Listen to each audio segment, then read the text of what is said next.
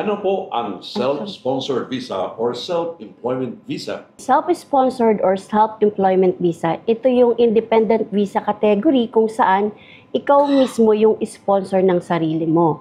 So, paano nangyaring ikaw mismo yung mag-sponsor sa sarili mo?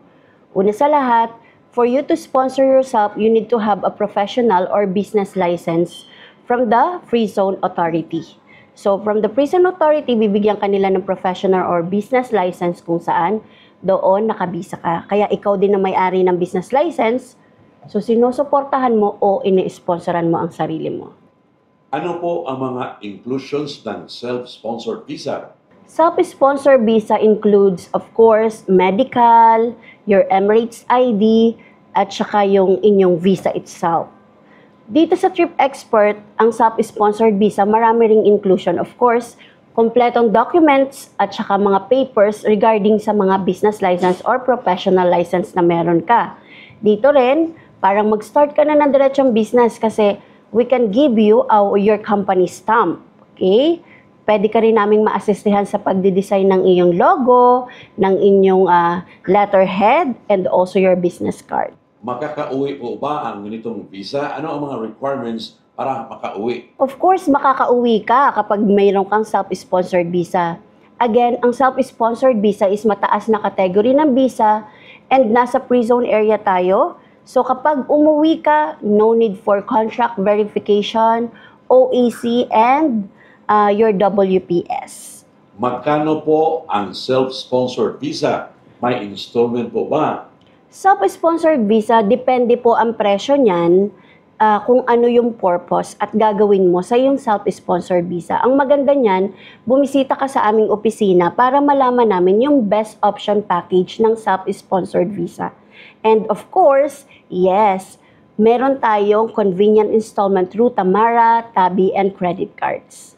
Legal ba ang self-sponsored visa? Baka magka-problema ako kapag may checking. Legality, yes, legal ang self-sponsored visa kasi manggagaling ito sa Free Zone Authority. So lahat na manggagaling sa ating authority, it is legal. Kapag may nag-checking, of course, legal yan. Kasi for example, you are doing your work or your job, magiging client mo sila based on your business activities. Pwede po bang mag-apply ng self-sponsored visa kahit may overstay or absconding case?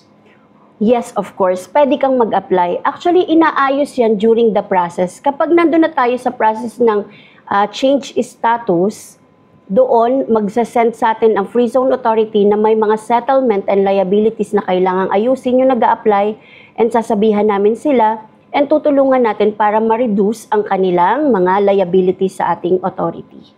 Pwede po bang mag-part-time or humanap ng full-time job under self-sponsored visa? So, dito muna tayo sa full-time job. Ang full-time job kasi, depende kasi yan sa ating mga employer.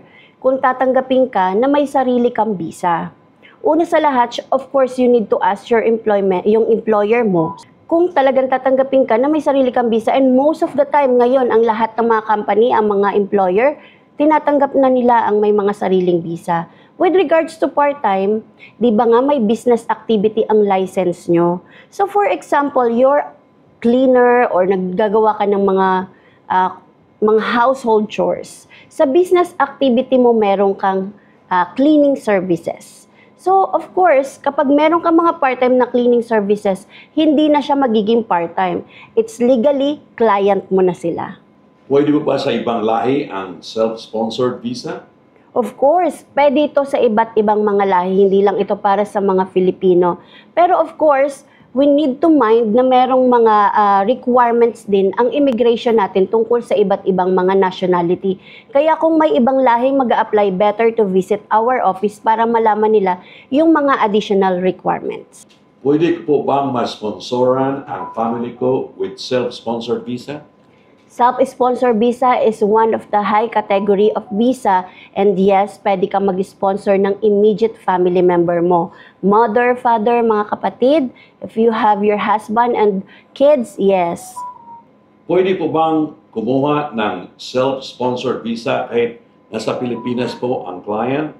Normally, yes. Kasi self-sponsored visa, Pina-process natin to. Pag pumupunta sila dito, hindi sila pumupunta as tourist or employment.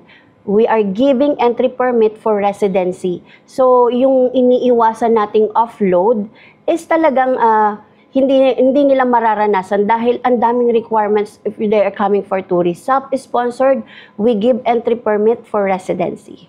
Ano po bang validity ng self-sponsored visa? Validity ng self-sponsored visa, of course, usually naman, talaga ang visa is always 2 years. Pero of course, depende ito sa year ng iyong professional or business license. Upon expiry of the self-sponsored visa, can we have it renewed? At kung ma-renew, magkano naman ang babayaran? Yes, of course. Your self-sponsor visa can be renewed anytime pagkatapos ng 1 taon or 2 taon, depende sa inyong nabayaran before. And kung magkano, actually, ang free zone area ang nagsesend sa email ng mga client na merong self-sponsored visa or mga business or professional license kung magkano.